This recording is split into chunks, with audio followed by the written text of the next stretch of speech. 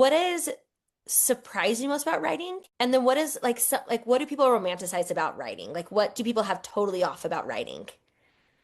Um, I will say that it's probably the business side. Mm, It is so they're traditionally published and they're self-published. And they're two completely different routes, and whatever people decide, it's up to them, however they want to do it.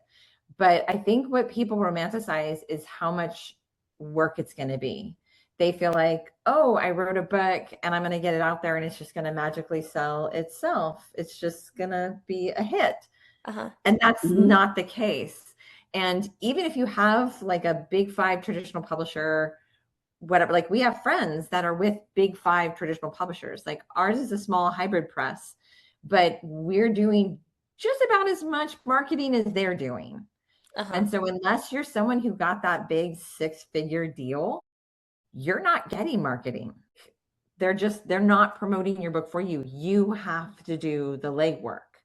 And so it's a lot of time, a lot Mhm. of money that comes out of our budgets that I think people think, oh, doesn't the publisher do that? No, Yeah. not unless you got that six-figure Mhm. deal. You just How do you don't. handle the money pressure of it? That's might be a personal question. No, no, no. Like a It big is a pressure. pressure. It's a It is. huge pressure. It can be crushing at times because everything is always so Everything is money. expensive. I mean, Uh-huh. we kept the rights to the audio, so we're responsible for producing that. So we get the full fee of trying to produce that, and then the full fee of getting it to be marketed out there and put onto all the different ways of being able to buy it. So it adds up very quickly. Thankfully, there's two of us, Yeah, so we had um, split it. but it's still, you know, there are some writers that are in a lot of debt. Yeah, We've it's spoken to easy. some, and it's like, even for us, because we know how it goes. We spoke to somebody at one event, in fact the one that you came to. We Oh spoke yeah. to someone at that event, and he was so far in debt trying to promote himself that I, I felt sick for him. Mhm. And so when you see these writers at events, at the very least give them a wave or something, because a lot of time they've not invested just time and all of their creativity, and you do start to love your characters to a point that you're like, They're please be real. nice to them. Yeah. When you're reading about them, they've got issues, and so you love your characters, your book becomes your baby, and you feel just as protective.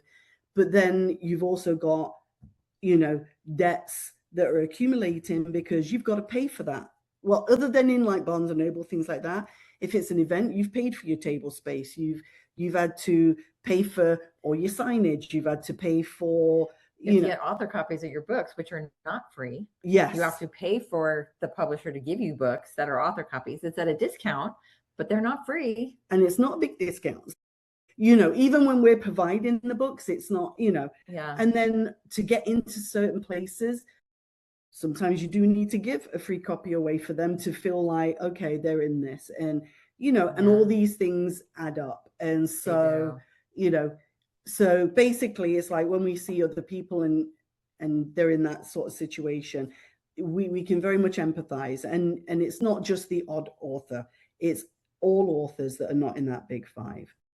And I have to say, we get so many, they're like spam emails that Oh, offer so much. They'll be like, don't you want this to be in front of 500,000 readers? And they know exactly how to get you, tug at your heartstrings, because that's what every author Yeah. wants. because you're desperate for You're your book to be Well, desperate. read. if you're in that much debt, you're desperate for it. Like, You are. And there are so many people that There's, get scammed, and I can't yeah, can't even imagine how they deal with that on top of everything else. yeah, it's very sad. that is hard. Had no clue that that's how that Yeah. process works. No, You just see the books and you're like, oh, like the publisher gave it to them and they're selling it and like, Yeah. yeah, no, it's No. And then in the addition business. to that, you've got your friends and family around you that are like, oh, when's this going to turn into, A movie. a movie? When's this going to Like, be? Or, and it's like, and actually, the movies and Netflix have to come to your agent and yes, ask.